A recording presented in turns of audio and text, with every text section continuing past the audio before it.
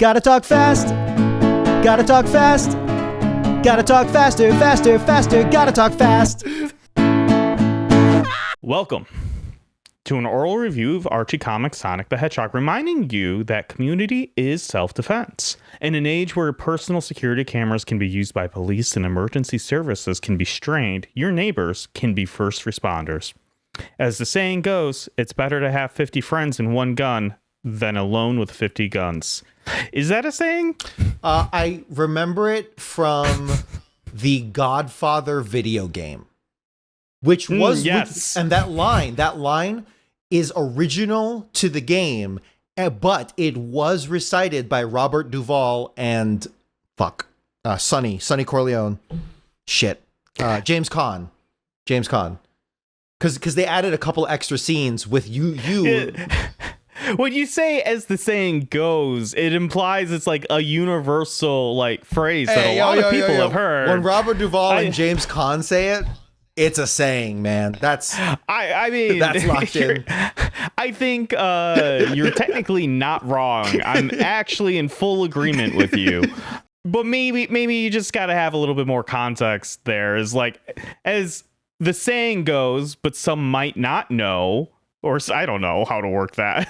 I just remember the scene. It's Robert Duvall. This is in the game, as right? everyone remembers from 2002's PlayStation hit The Godfather. Probably 2006. A reimagining. It was 2006. Yeah. Okay. The reimagining of the Godfather trilogy. Is that what it is? No. Okay, so what it is, it's The Godfather. I feel like you've done this rant, but let's do it again. I absolutely have, but I'll say it again because the people need to know. It's the first Godfather movie. But you are a character insert made up specifically for the game, and you're the guy who does all the work that happens off screen. So, for instance, the famous scene where Michael Corleone has to kill two dudes, but they're going to pat him down so he can't have any weapons on him at a restaurant. You're the guy. It's like they say in the movie, it's like, don't worry, the gun will be in the bathroom. And they just kind of hand wave it off. You're the guy who sneaks into the restaurant and puts the gun behind the toilet. And then in the movie, he gets the gun. And then and then a bunch of other shit like that. I like this from the aspect of they sat down like, we gotta make a video game about the Godfather. And they're like, well, let's watch the source material, right? Yeah. And they're like, I want to know about the guy who put the gun in the toilet. Honestly, though, it works. It honestly does work for me. It was the height of EA's. It was made by EA, right? And it was the height of their open world / Fight Night era. So like Fight Night in the sense that punching is like. Some would even say that was the height of EA. Honestly, yeah. And so like you can choke a mobster by holding down the thumbsticks. You punch by flicking up, like right hook, right flick, left flick on the controller. It was actually really cool. And there are problems with the game, like a little too repetitive here and there. But the fact that they got a bunch There's too many fathers and not enough gods in it, you know? Which was fixed by God of War, which had too many gods and not enough fathers. Which is why they made the God of War sequel, where the god was the father. Yes. Truly, the new God of War series is, some would say, the culmination of the Godfather. What a dumb fucking bit. I'm sorry, everyone. No. Don't put yourself down. That was fantastic. I love it. The line is Robert Duvall's character, who's the more the more reserved lawyer who covers for the mob's activities. He's like, listen, a single lawyer can be stronger than 50 men with guns. And then Sonny comes in, who's the brash hothead who wants to go to war all the time. It's like, hey, yo, kid, listen, if you ever get 50 guys with guns, don't trade him in for some fucking lawyer, all right? We can use a man of your abilities representing us out on the streets. The point I want to stress to you, though, if you're going to be one of our associates, is the power of negotiation, okay? Even with the way things are now, especially in times like this. Use your head. A lawyer with his briefcase can steal more than 100 men with guns. Hey, kid, listen. Believe me, if you ever have 100 guys with guns on your side, whatever you do, don't trade them in for some fucking lawyer.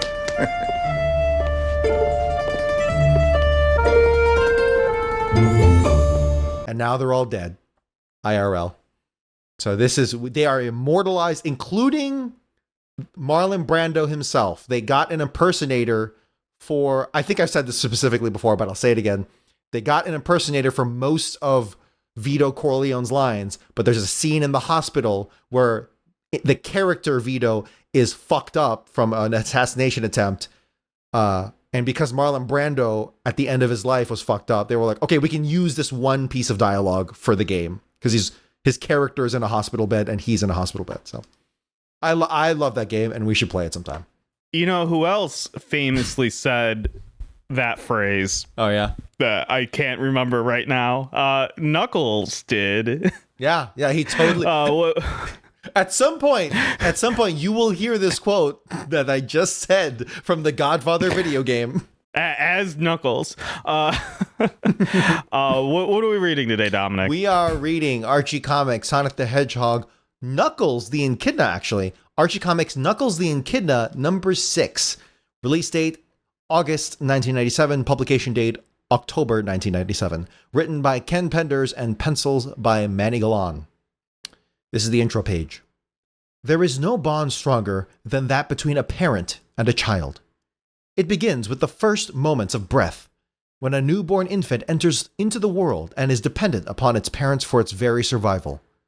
With the dependency comes unquestioning obedience and love in return.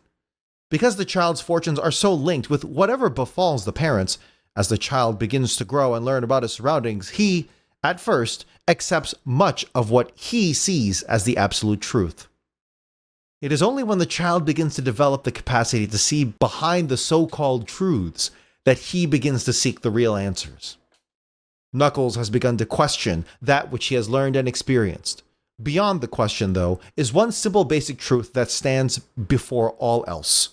No matter what has gone on before, he loves his parents above all else, even if he doesn't understand their estranged relationship.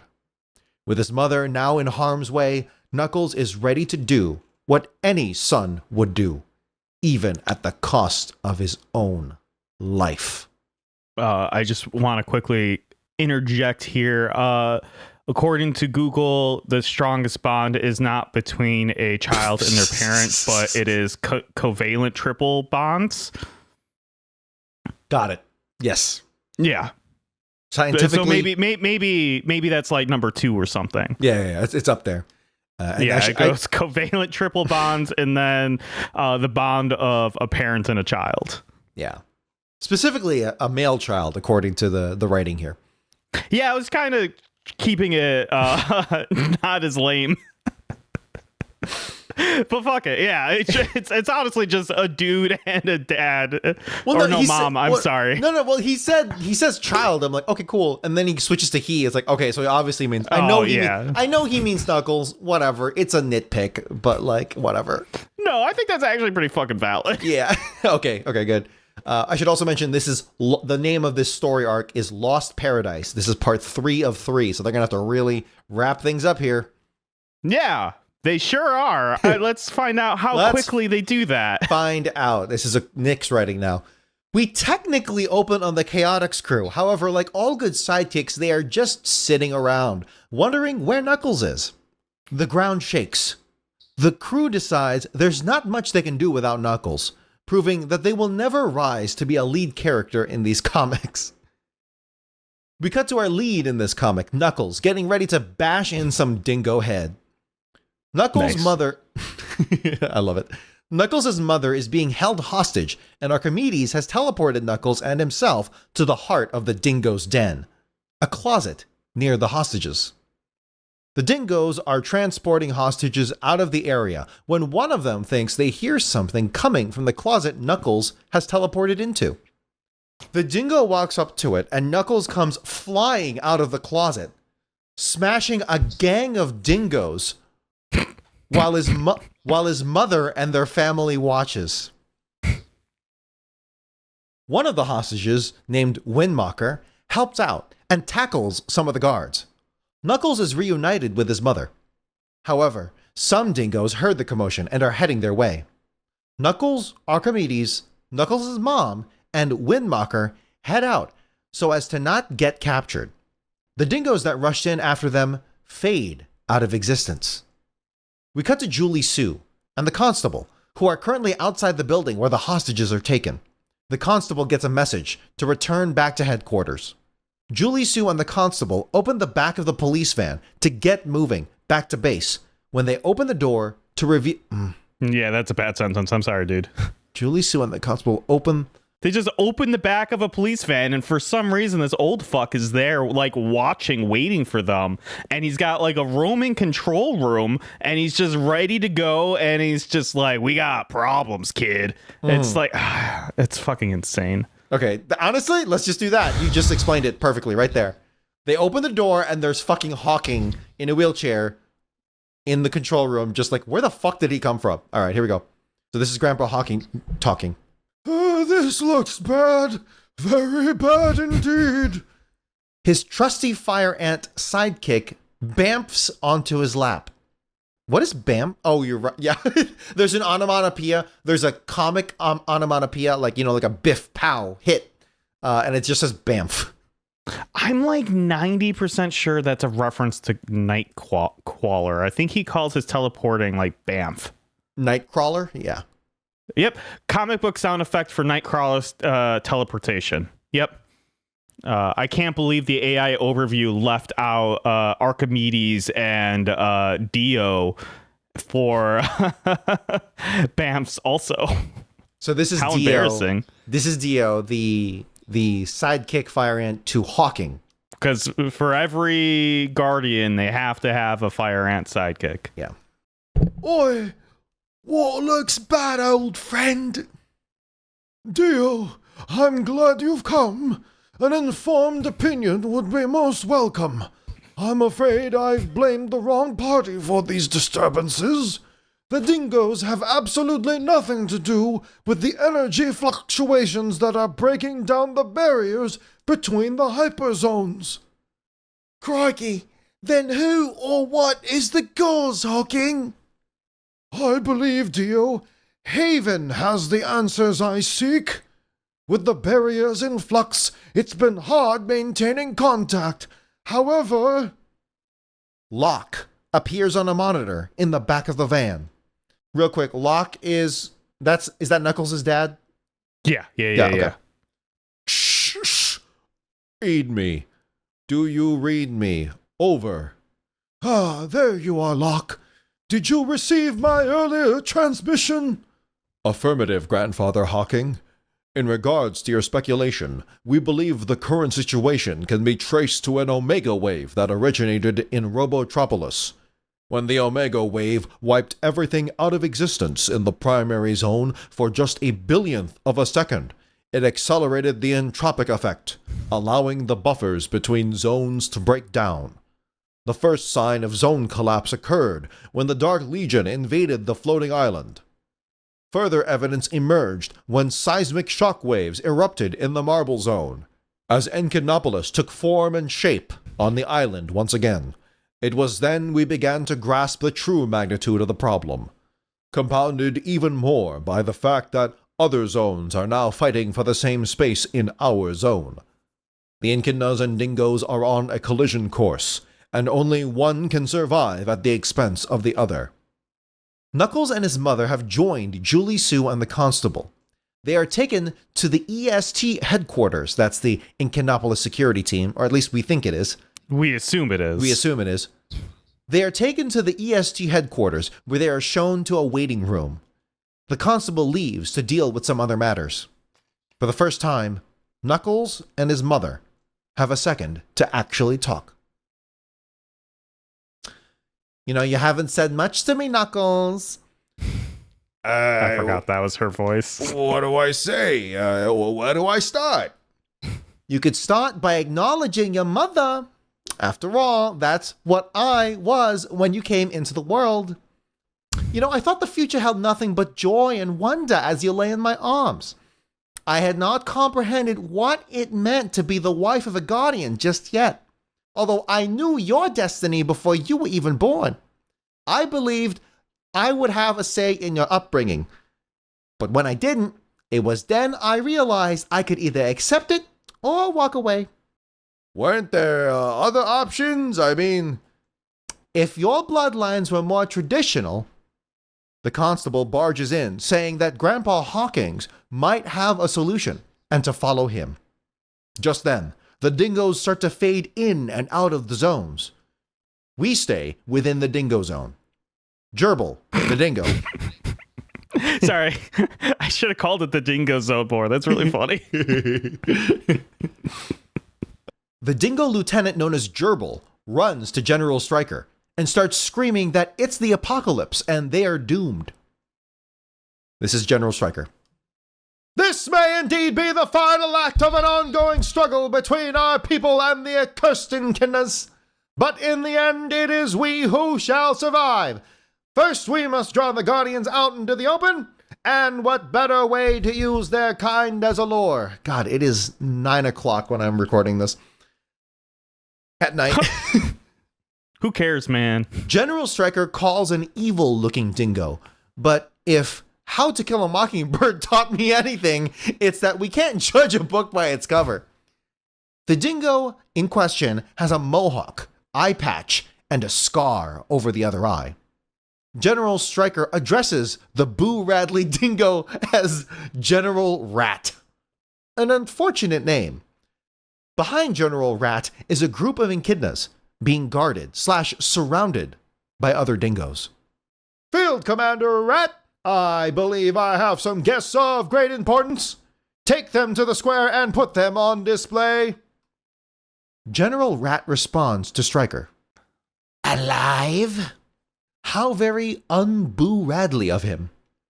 Whichever you prefer. Very well. Attention! Line up all the echidnas against the wall. That's gonna suck as a voice. I think this is all he talks. Okay, good. That's on me anyway. The echidnas state that they would rather be dead than to submit to a beast like the dingoes. As you wish. Ready, aim, fire. Click, click, click. None of the guns fire, and all of the dingoes start laughing like hyenas. The joke's on you. We're playing my favorite game, and you'll never know when it gets real. A voice comes from above. Yeah, well, guess what, Dingbat? You're about to play my favorite game instead. Knuckles is the name, and smashing goons like you is my game. That's the name of my game. I gotta come up with a specific name for that game, but smashing goon, let's call it gooning. We're gonna goon. Knuckles flies down with Julie Sue behind him. Together they goon the dingoes and save the echidnas. An earthquake shakes, and everyone seeks shelter. We cut to Grandpa Hawking. We're just gonna say that from now on, anytime they beat up goons, that's called gooning. Right? Yeah, I think that's, yeah. I don't know what else that could mean. Yeah, so anyway, this is Grandpa Hawking now. Knuckles is definitely a gooner. Yeah, 100%. Oh, dude, massive gooner. Yeah, he's gooning, like, nonstop, truthfully. In this comic? Yeah. Yeah. So this is Hawking. The time for action is now, Dio. Leave some goon for the rest of us. That's what I say, Knuckles. The time for action is now, Dio. Once again, I have to make a choice, and what the repercussions will be, I cannot even imagine. Signal Archimedes and tell him to get everyone to safety. Knuckles and Julie Sue run into a building and find the head office of General Stryker. As they walk in, they see General Stryker attach a belt clip and a giant blue power glove on his arm. General Stryker speaks. Well, isn't this precious? What do you rodents have to prove by this show of bravado? Well, if you're willing to listen, I'll spell it out for yous. My mission is to get my fellow echidnas, your bully boys. What? Did you get this exactly? I'm pretty sure I did. Let's go back here. My mission is mission is to get my fellow echidnas, your bully boys, made off with to safety. What the fuck, Knuckles? Are you illiterate? I mean, when you that feels like he has a learning disability more so than any he can't. He's not forming complete sentences. Like, maybe he hit his head a little too hard in that fight. Yeah, okay, I'm just gonna say it like that. He's like, I'll spell it out for you, and then made like the most confusing sentence like in existence. I'll spell it out for you. My mission is to get my fellow echidnas, your bully boys, made off with the safety. You expect me to believe that's your only purpose? Aw, you dope. I could care less what you believe. All I know is that unless everyone gets to the underground bunkers, it's gonna get real nasty real soon. The two begin fighting, while Gerbil, General Stryker's right-hand man, runs to shelter with some echidnas that were in the area. We cut to Grandpa Hawking, who begins talking to Dio. Once again, I must take action that has profound implications for everyone involved. Such is the responsibility of a guardian. Grandpa Hawking pushes a button in a control panel. We're back with Knuckles and Julie Sue fighting General Stryker. Knuckles wins the fight and says they need a truce so that both races can survive what's coming. We cut to Lower Lay, Knuckles' mom, heading to a bunker with some dingoes and echidnas. Archimedes teleports General Stryker. Jesus. So, you wrote this as best as you possibly could. I really applaud you. Dude, I'm about to go on a rant as soon as we're done. I got you. Let's go. Archimedes teleports General Stryker, Knuckles, and Julie Sue into the bunker with them. The earth shakes and then silence. The Constable and General Stryker move towards each other to begin fighting when Knuckles walks in between them. So again, just to reiterate, in case you're lost here, because we certainly did very, very quickly. They were fighting, Knuckles and Stryker, and then Archimedes teleported everyone into the bunker. And now they're going to fight again, but then Knuckles gets in between them. Kind of peacekeeper mode here. Or guardian mode, if you will. There you go, Gooner mode. First one... No. Hold on now. First one to swing answers to me. Right now, I figure cool thinking is called for. Knuckles turns to General Stryker. So what's it going to be, Stryker, eh, buddy? Looks like a whole new ball game to me for all of us. Love the Mets. Love my Mets. Got to get them Mets.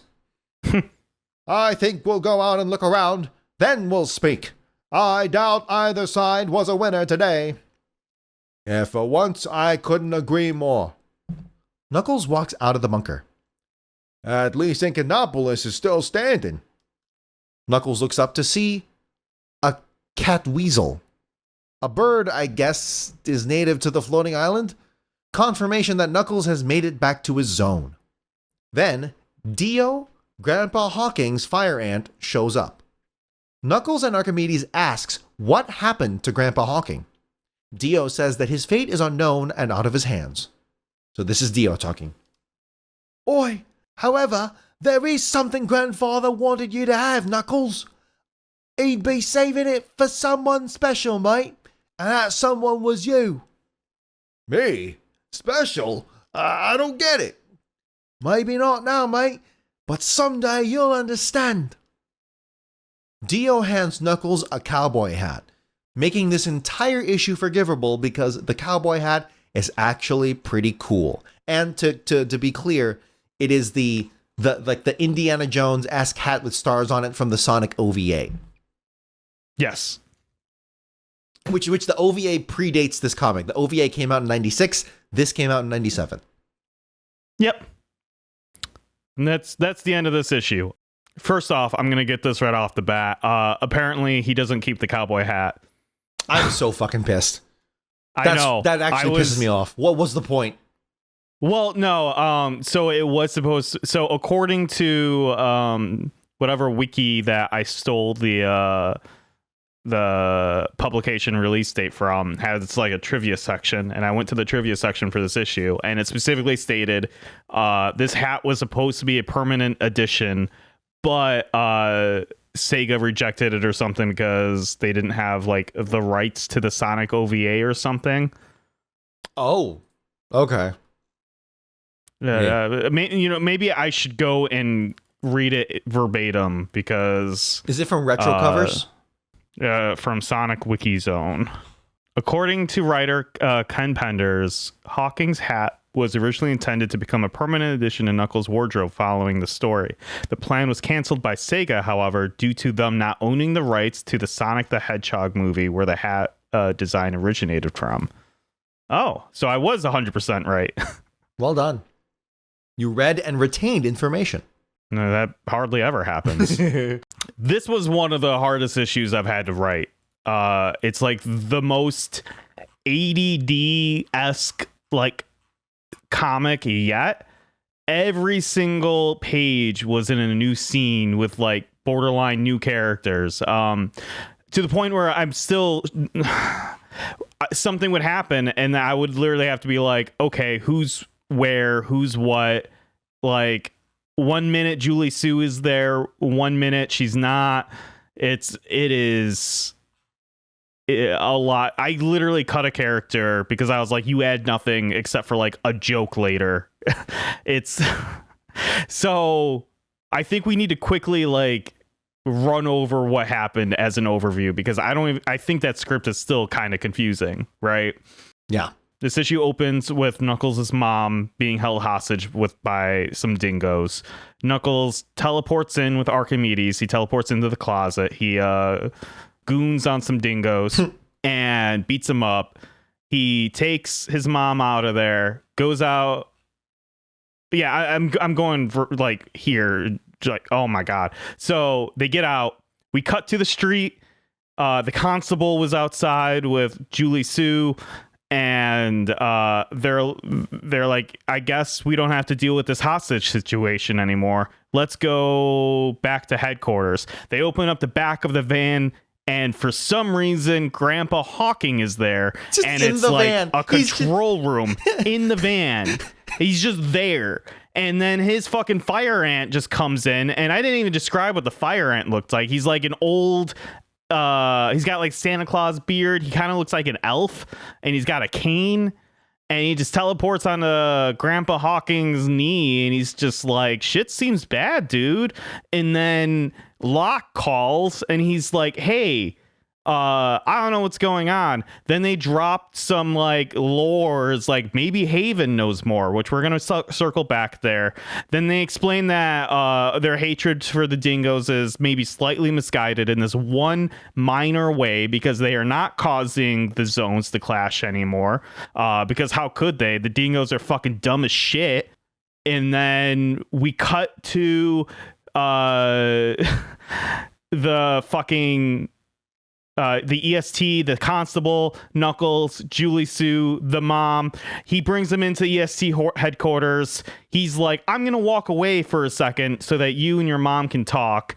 And then I'm going to interrupt you and your mom talking for the first time ever by saying Grandpa Hawking's got some shit. Let's leave. They leave. They start running towards, I guess, General Stryker's office, which I don't even understand how that works because it seems like I don't know where they exist because there is Enconopolis and then there's this Dingo zone, and I don't know who's existing where in what zone. Right? I believe they actually don't even understand. They've merged into each other, right? No. Right. No. Okay, like the Dingo town or whatever the fuck. They like for the record. Does this Dingo's let me finish. Yeah. And then we'll come back to that. And so I guess dingoes are around now. And we'll say that Knuckles and the constable and people know where the dingo's headquarters is, marches their way to General Stryker's office. But on the way, beat up, they goon on some dingoes, then head straight to General Stryker's office. As they're doing that, an earthquake happens. And then that's when General Hawking's like, I gotta do the unthinkable. And he pushes that button that I assume merges realities. And then Knuckles is in the office with General Stryker. They fight, and this is multiple panels. It's not just like a 1-2 punch. And then the fucking the zone collapses on itself or something. I don't know. They come out of the bunker and Knuckles is like, Oh, he gets teleported into the bunker with General Stryker and everyone, and they leave the bunker, and then he's like, thank God Enconopolis is still around, which then I don't, what happened to the Dingo Zone? And then he gets a cool cowboy hat, which makes me less angry, but I know he's not going to have it soon, so then I'm angrier. I get angrier. That was all within 23 pages. So, and they wasted a page to show that the Chaotix is fucking useless without fucking Knuckles. When things happen, they're like, oh, it looks like we gotta wait for Knuckles. Like, what the fuck was the point of having that panel? They should have at least gave another page to Knuckles and everything else, because it's so crowded already. While you were ranting, very good rant, by the way, I looked back at the first part of this arc, this 3-issue arc. So Knuckles number 4. Yeah. The dingoes aren't introduced until like halfway through Knuckles number 5. I know. Which is insane. If the dingoes were a core part of what this arc was, they should have been introduced in issue 4, and they could have worked through everything. So much happened in this issue, in the last issue. I literally don't remember what happened in issue 4. It was what? And Canopolis like just showed up, and that's how it ends. Like Julie Sue shows up, and she's like, "I'm looking for the Dark Legion. You're cool though." They find Enconopolis, and they love technology for some fucking reason. So I don't understand what the point of the Dark Legion was. Sorry, I am actually worked up. Here's the thing. Another thing I don't get is the merging of the realities. And honestly, we could have brought this up earlier in the last episode, but there was so much going on. Well, we didn't know what was going to happen, and I didn't know. They were hinting at it. They were hinting at it that, oh, look, our realities are slow. We're fading into each other. There's hints of it in the last issue. But my question is, so like, is the Dingo, like, I don't even know what the name is. Dingo Town. I don't even think they named the city that the dingoes live in. So it's the Dingo Zone. Is Dingo Town exactly where Inconopolis is? Because it's implied. It's implied multiple times that like people are appearing right next to each other, like a foot away. The people are just merging realities immediately. Yeah. So it's like, and so I'm just like, okay, what happened to all the infrastructure of Dingo Town? Like, it just does. You said it merged realities, but it seems like it didn't. You just took the people out of Dingo Town and moved them to Enconopolis. They didn't merge. Or maybe they did. And the implication now is like, oh, so we've merged. We've merged. Like, so these two civilizations are now on a collision course, have collided actually this issue. But then Knuckles solved all of that by getting the leaders to not fight with each other.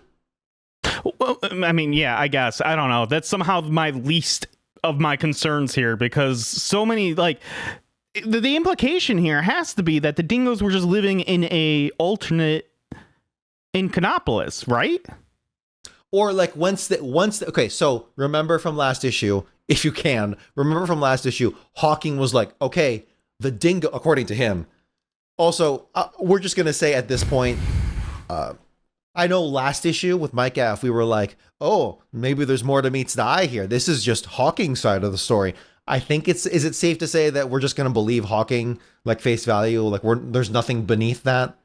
The writing here doesn't imply anything cooler. Anyway, according to Hawking, the dingoes fired nukes, a salvo of nukes at Inconopolis. Right? Mm-hmm. So that implies that while they were, before the separation, when they were originally in the same realities, they were physically away from each other, like most countries are. Exactly. So then, they were on a different part of the island. Right. So I'm going to imply, I'm going to give them the benefit of the doubt here, that once the separation did happen and both parties were like, oh, the other side doesn't exist anymore. Okay, let's just build in that direction. So then eventually they built on top of each other, not thinking that at any point in time there was going to be a merging of the two realities again. How would they build more Inconopolis when they reject technology? You can still, well, okay, you can still build shit. It's not new shit. Where did they draw the line on their technology? Clearly it wasn't as much as you think it is. Because remember, Remington. Clearly they just didn't, and they just decided that people shouldn't have VCRs. For the record, there are cool things here that are implied, but none of it is brought to fruition. For instance, I actually like the idea of, okay, once you get past the reject all technology, I do like the idea of like, we're going to reject technology, but not for our security's sake, right? Not for surveillance, not for policing, not for the military. We're going to keep all of that 100% intact. I think that's really good. I do think that's cool. a cool commentary. Obviously, that's not the message. That's completely incidental.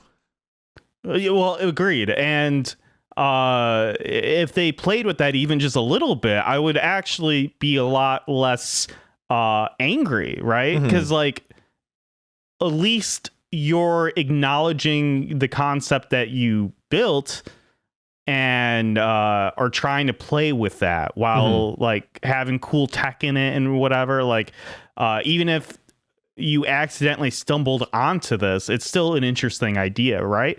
But it seems like this is just a flat out rejection of everything we've learned up until this point, right? And they're still, it's like having your cake and eating it too, right? Like it just seems like the whole we have technology, like I don't know because I don't even know what I'm trying to say. I'm so trying fucking to find the panel, but like Constable Remington says we kept some things, right? Did he say that? Yeah, no, he was specifically like it's like in the middle of this last issue where he was like, hey man, we obviously kept some things because we have to deal with the Dark Legion and we have to deal with dingoes. Like we gotta have technology if we're gonna deal with like external threats. You don't want us to be, naked. You want us to just get rid of our Iron Dome? There it is. The part with the chaotics in the first page of this issue, I think that is again, doing heavy lifting for the writing here, but I think that is a good example of why you want a decentralized flat structure and you want people to not be useless when one person goes away. In this case, Knuckles.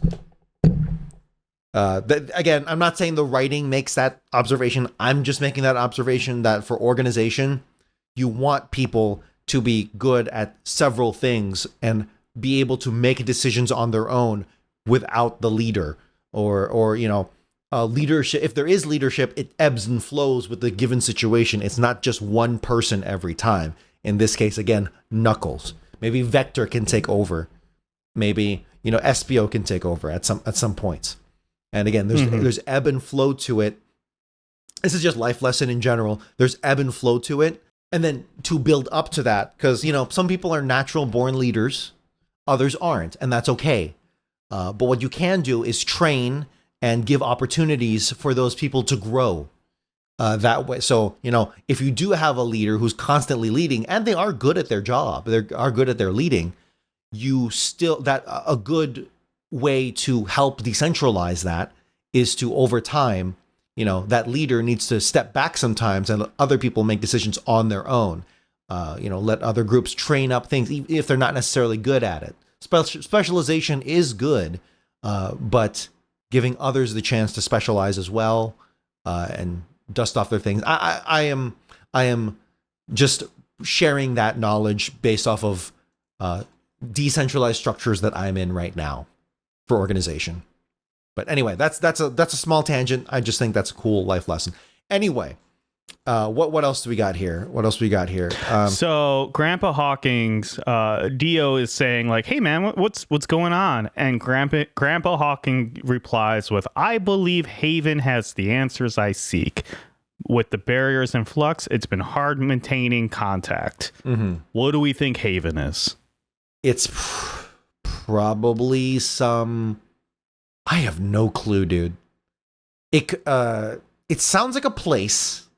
Well, it seems like Well, it seems like Haven is kind of outside their realm, so it's kind of like an outer Haven kind of thing.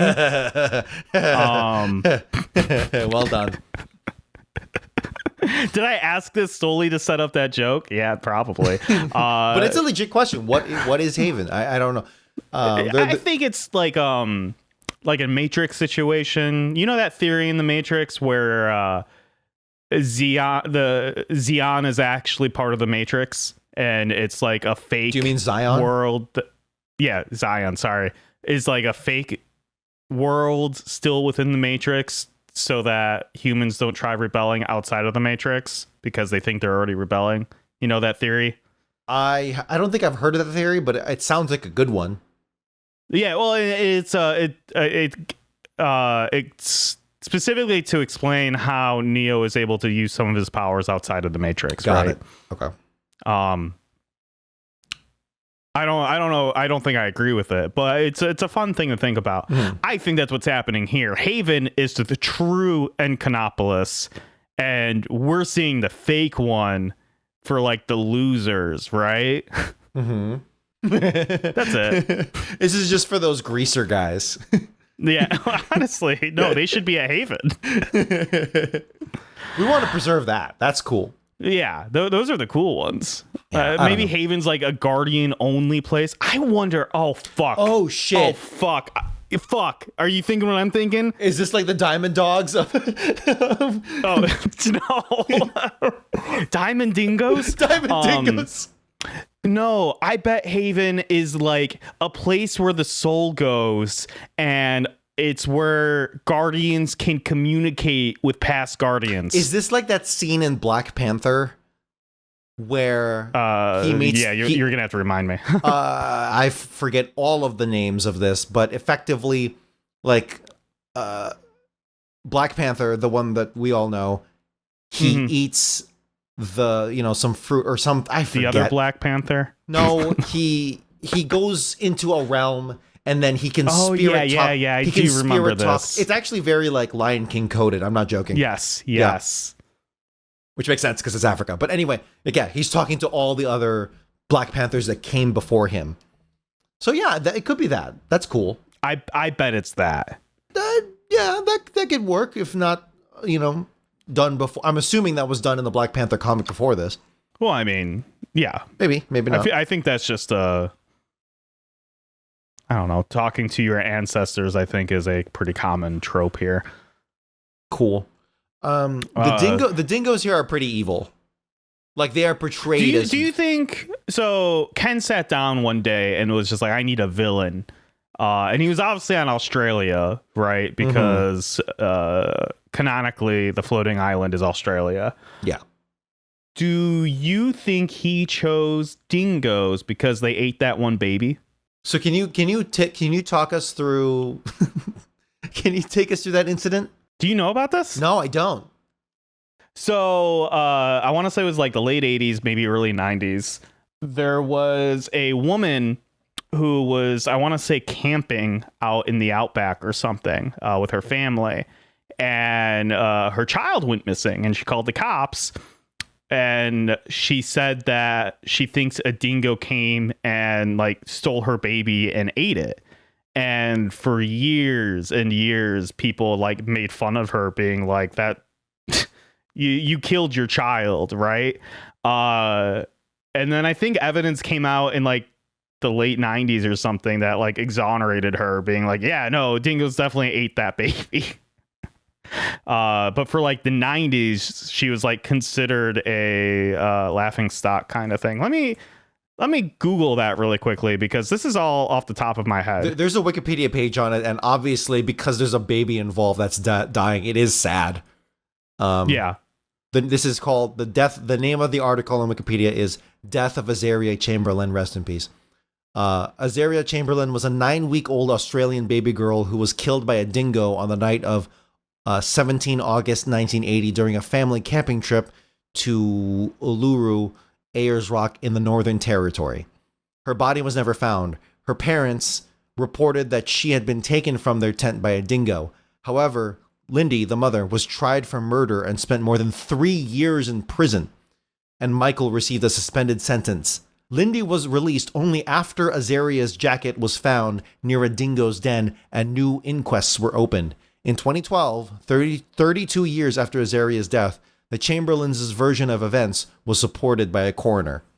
So that sucks for them. So on top of tragedy, they had to deal with murder trial. That really sucks. That's legitimately sad. And it's a horrible story. But then, like, I'm sure, like, on late night talk shows, they were the laughing stock of all of that, right? Of course. In fact, truthfully, the only reason why I have that in my memory is because in the show Buffy the Vampire Slayer, the band that Oz plays in is called Dingo's Ate My Baby. Damn. And I was like, what a weird name. And I remembered Googling it when I was like 18. And I was like, oh, this is intense. Damn. So that was in 1980. This is 17 years after the fact, this comic. What? Sorry. The death of the child happened in 1980. Oh, wow. Was it really that early? 1980. I always assumed it was like in the 90s. People were still making jokes. Damn. And yeah, then, wow, that was 1980. So 17 years after the tragedy, it's possible that this comic made a reference.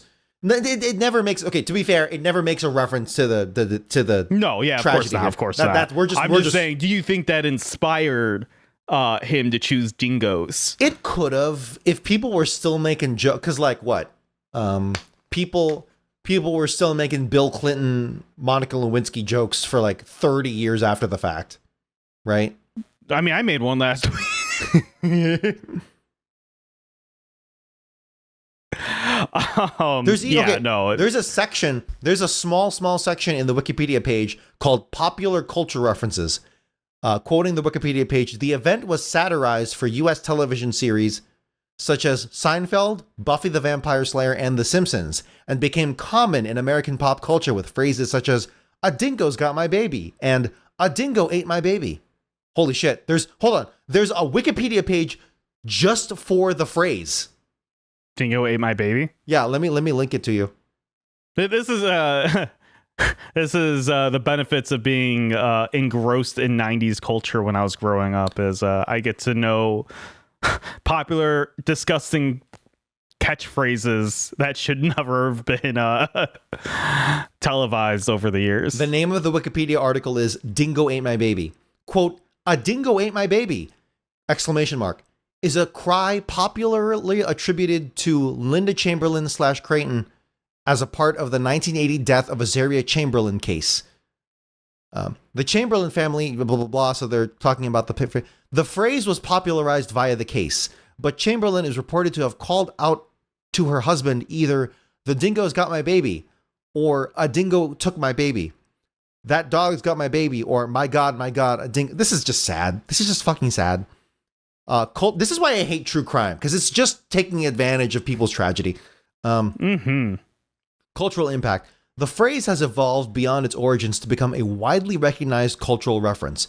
Media analysis has noted how the phrase transported from a cry for help into a global catchphrase. The phrase has been adopted in various forms of cultural expression, including street art.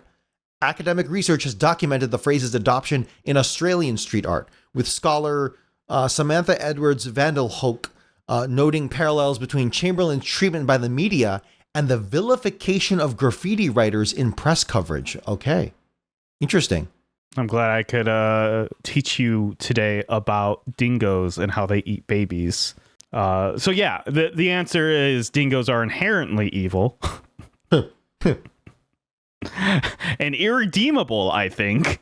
I'm surprised no one in this comic said, the only good dingo is a dead dingo. Oh boy. I find it really interesting that all the named dingoes, that's not General Stryker, so it's just two. Gerbil and Rat.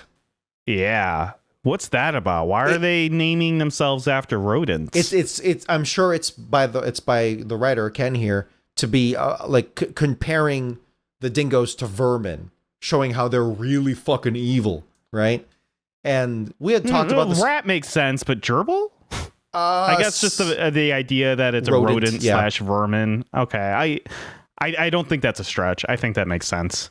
I think ending up where we are, the dingoes and echidnas now have a shaky, tentative peace, it seems, brokered by Knuckles somehow, just through sheer, I don't know.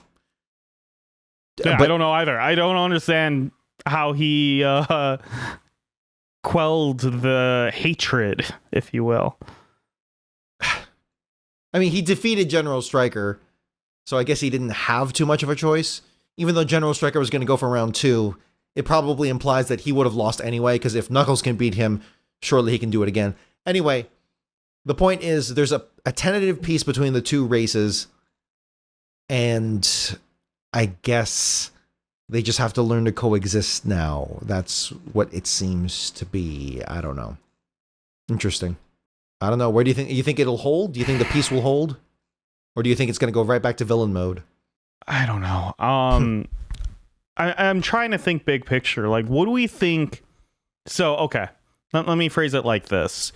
Do we think that the writers have a plan for these dingoes? They needed a third person, like another enemy to be around, or like a... Oh, maybe it's a good analog for Knuckles in the comic, right? Where sometimes Knuckles is an ally, sometimes he seems like he's like kind of a villain. Villain's not the right word. Anti-hero, right? I wonder if that is the role that these dingoes are going to be kind of fulfilling, where sometimes they might be more so a villain, and then sometimes they might help out. Because I mean, and I can't. It's not really a spoiler because it says it at the very end of the comic.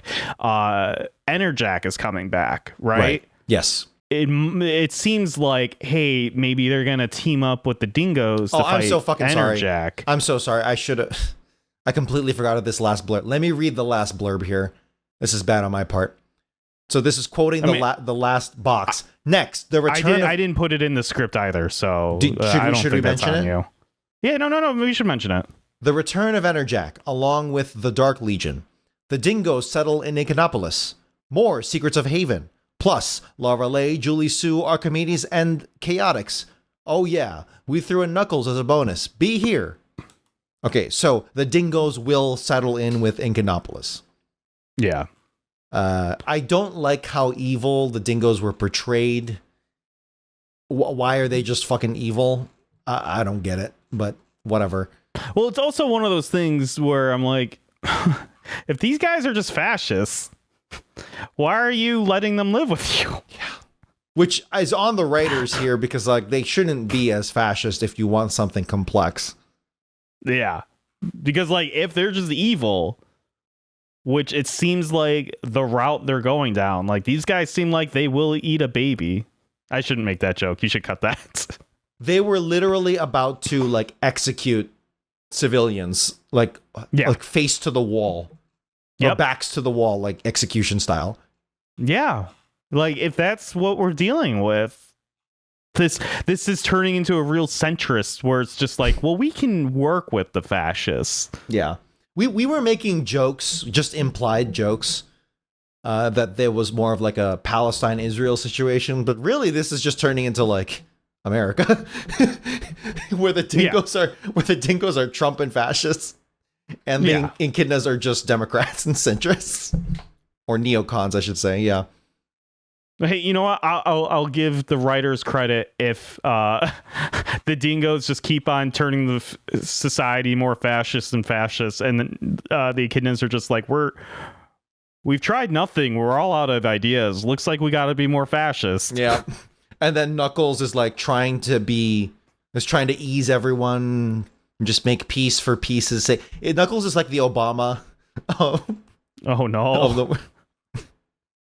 I'm not looking forward to those drone strikes. First one to swing answers to me. Right about now, I figure cool thinking is called for. You didn't tell me you had an Obama. Oh, I got an Obama. Pocket. I got an Obama. I got a good Obama. Fuck. All right, that opens some doors. That's a big ask though. Which character is going to be Obama? That's a lot. There's I don't know when. There has to be a president at some point. You're right. I think you're right. It's just going to automatically be Obama. Yeah, and what I'll say is, I mean, I technically don't know about the Archie comic series, but I mean, Sonic X takes place in our universe. You're right. There is a yeah. Okay. So no matter what, the Sonic X president is going to be Obama. No matter what he looks like. Let me be clear. I'll spell it out for you. My mission is to get my fellow echidnas, your bully boys, made off with to safety. You know what? It actually made more sense as Obama. He's just got that clarity of voice, you know? Yeah. He's such a great communicator. Yeah, the bully boy. Okay, sure. We got to save him. That's Get him the out of bully. here. That's the bully pulpit in action. Okay, so overall thoughts and feelings. This arc I think it's pretty clear what we think. Yeah, this arc was rushed, which is an insane thing to say, because they had plenty of time, but instead they wasted like a whole issue doing nothing, and then didn't introduce the antagonist until halfway through the arc. Yeah, insane. So I don't like the arc overall. I think the implications of the arc are absolutely insane. I truly I have no idea what they're thinking and where they could be going. The zone stuff annoys me. For the record, I actually think the sci-fi idea of like two realities merging on top of each other and these two civilizations clashing, or these two, nations clashing, I think that's actually kind of cool, because what happens when they come together? I just wish there could have, if they were going to do this, I actually could have stood to have like a scene where like there's a little bit of conflict propping. Yeah, it's like there's no conflict except the leadership here. I felt like if these two literally two nations are physically merging with each other, buildings should be fucking, backrooming. Yes, buildings should be like into being each other. Destroyed. People should be like fighting each other in the streets. I don't know, a little bit of that, just a little bit of that for the vibes. But they couldn't include that because they were probably running out of fucking panels here. I think this merge should have happened at the beginning or like halfway through the first issue, and they should have been trying to deal with that this entire arc. Like the merge itself, or at least the beginning of the first issue, you have the fading in and out, and then like the beginning of the second issue is the merge, and then you're dealing with the fallout of what that entails, right? Yeah. Having all this fucking happen the way it did, how quick, like... Did we feel, I'm with you, did we feel like we got to know Julie Sue at all? There's character stuff, but I mean... it's very, very minor. I feel bad saying this, but she just feels like a female Knuckles. Yeah, she feels very cliche and exactly what you would expect out of like a female Knuckles counterpart, right? God. And the fact that her name is strong-headed, strong female character. Yeah, and honestly, like she does stuff. It's fighting. She does actions, but that doesn't show her character. So I'm like going back because I'm like, did she actually really say anything this issue? And the answer, some small things. No, nothing substantial. Yeah. No, I'm going through the whole thing. There's a scene where Knuckles is beginning to fight General Stryker, and Knuckles says, "Get back, Julie Sue," and Julie Sue just says, in the middle of a fight, like punches are being thrown, she says, "I can take care of myself if you don't mind." And that just comes off as really annoying. Well, so this is unfortunate. Which is unfortunate because like it works against her and it makes her annoying. So that's on the writers here. So I'm gonna just quickly read all of Julie Sue's lines. A dingo shoots at her. She does a fun little backflip over the shots. The dingo says, "Eat my plasma, baby." Which in retrospect, I probably should have made you read that. Julie Sue then jumps on top of the dingo and says, "Sorry, wrong flavor. At least you're useful for something." Then the next line is they're marching into the palace or whatever we want to call it. This is almost too easy. We better be ready for anything. And then the earthquake happens. She falls to her feet and Knuckles is like, "Let me help you up." And he's like, "Save it for some other weak sister." And then that punch thing that you just said. And then that is pretty much everything.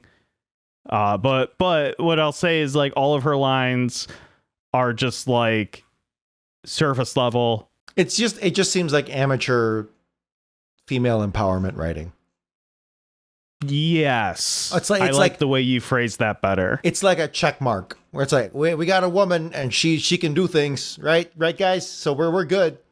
Well, now I'm like quickly scrolling through. I'm like, what did she say in the last issue? Nothing. She barely did anything.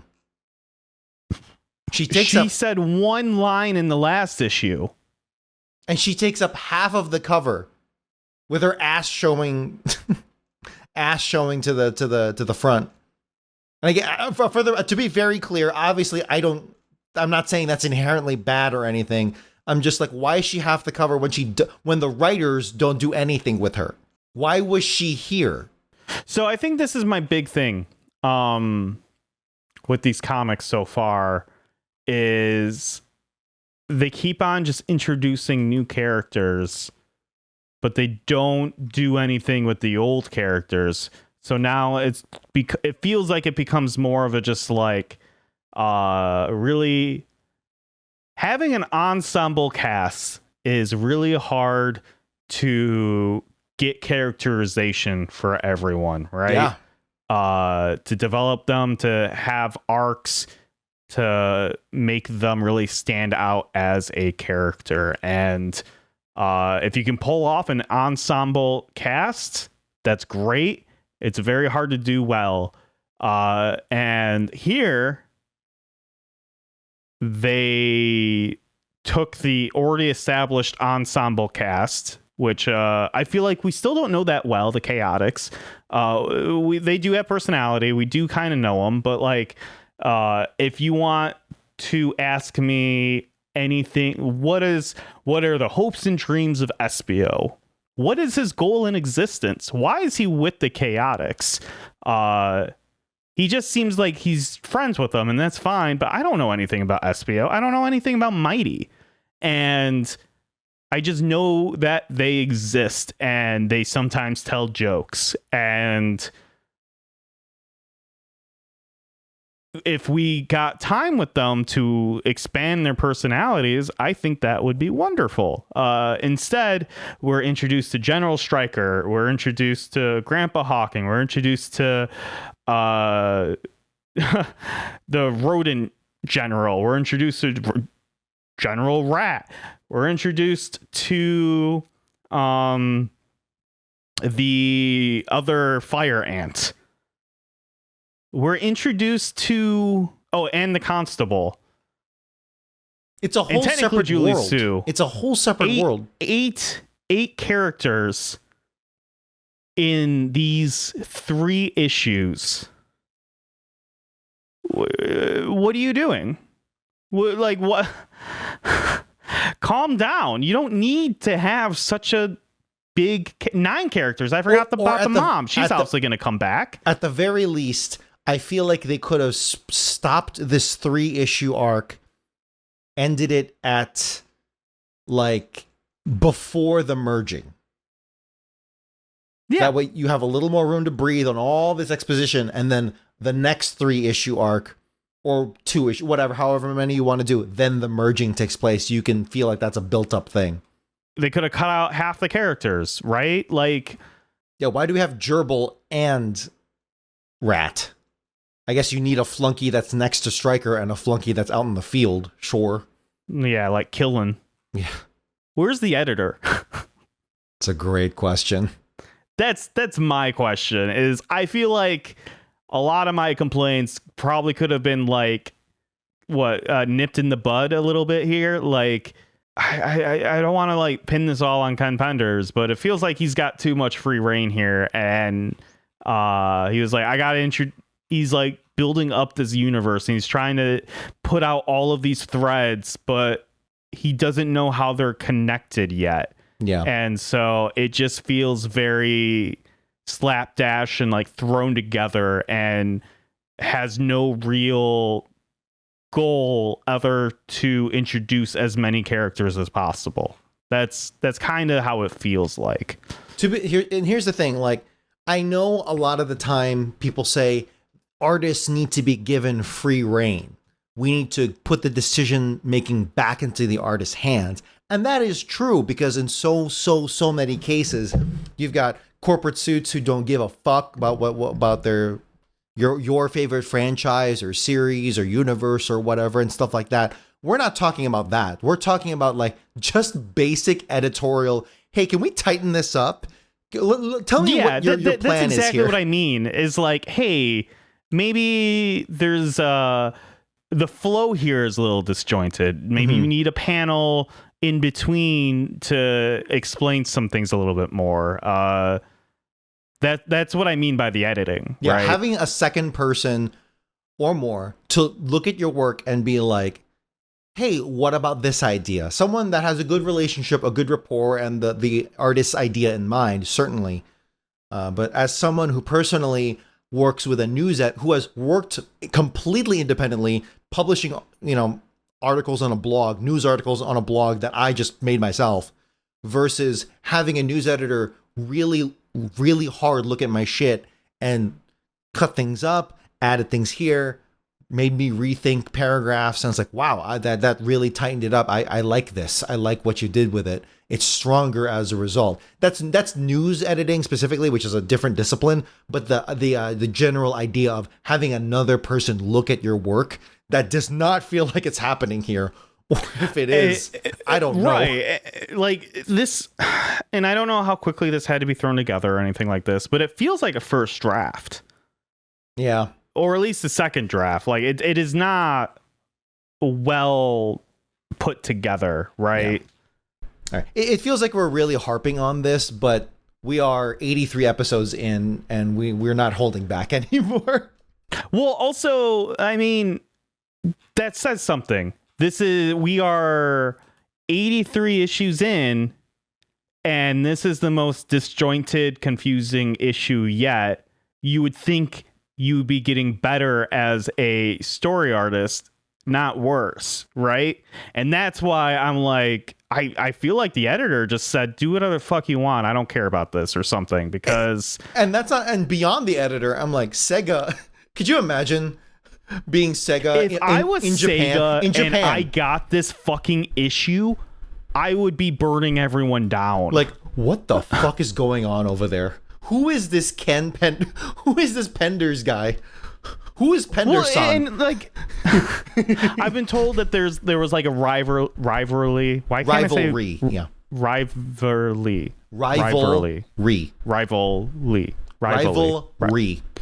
I heard that there's a real like butting heads between Sega Japan and Sega of America, and that Sega of America was always like, yeah, Sega Japan always look down on us, right? But if someone gave me, if I was Sega Japan and they gave me this issue of Knuckles and they're like, this is what they're doing to your boy in America, I would legitimately be like, yeah, okay, the Western audience is dumb as shit. Like, this is selling? People are reading this? Sonic OVA had that Knuckles hat, and that's so much more characterization. I'm kidding. No, but the Knuckles hat is good. That's the problem.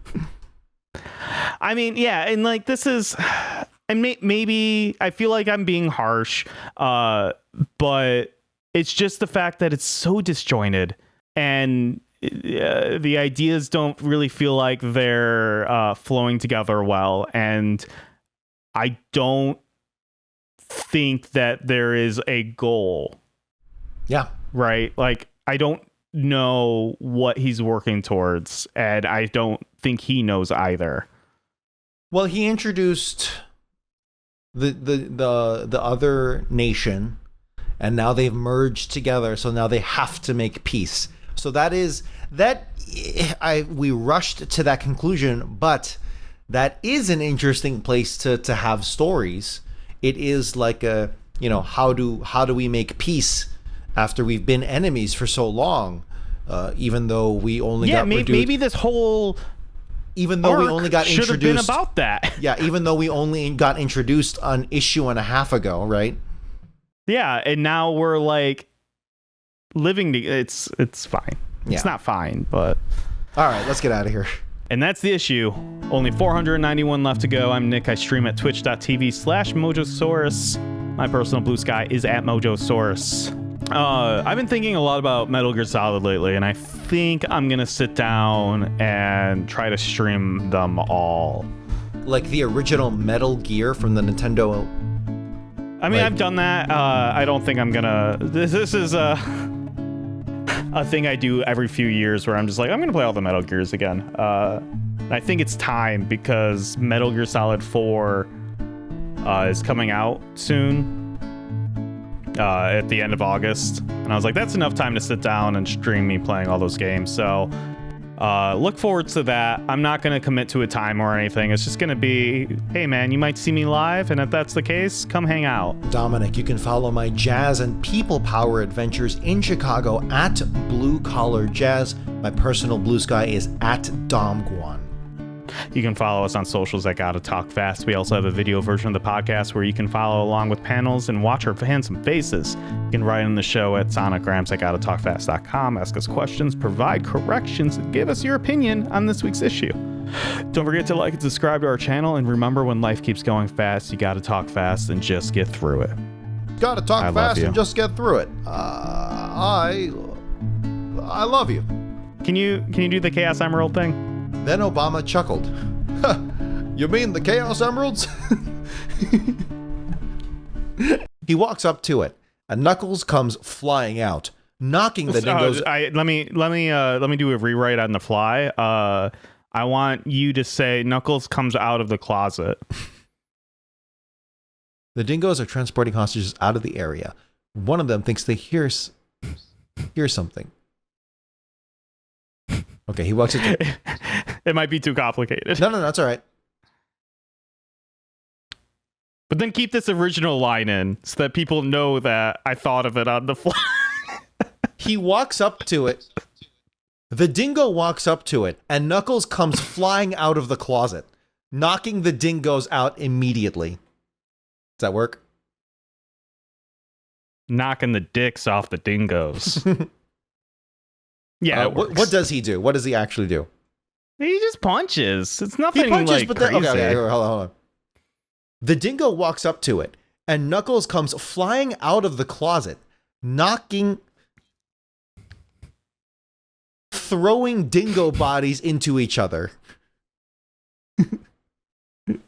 Smashing dingoes. Yeah, here we go. Yeah. There it is. The dingo walks up to it, and Knuckles comes flying out of the closet, smashing a bunch of dingoes. There it is. One of the hostages named Windmocker, right? I need you to say...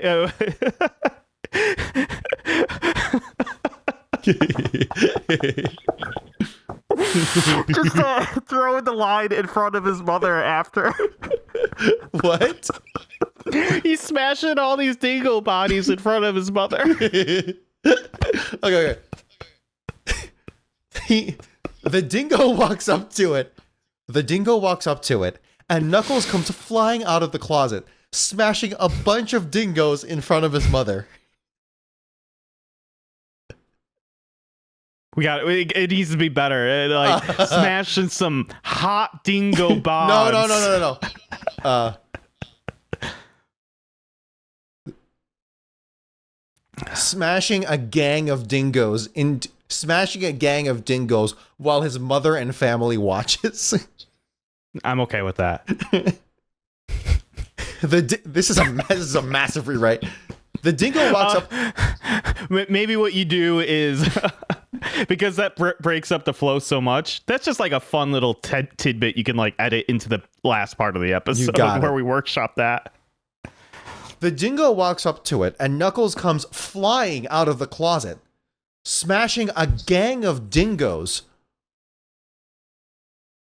while his mother and their family watches. Gotta talk. Gotta Talk Fast was written by Nick Folkerts and edited by Dominic Guanzon. Intro and outro themes recorded by Dominic Guanzon. Gotta Go Fast originally composed by Norman J. Grossfeld, Joseph Garrity, and Russell Velasquez. Gotta talk. Gotta talk. Gotta talk. Gotta talk. Gotta talk.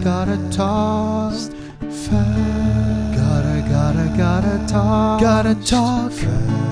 Fast. Gotta talk fast. Gotta talk fast. Gotta talk fast.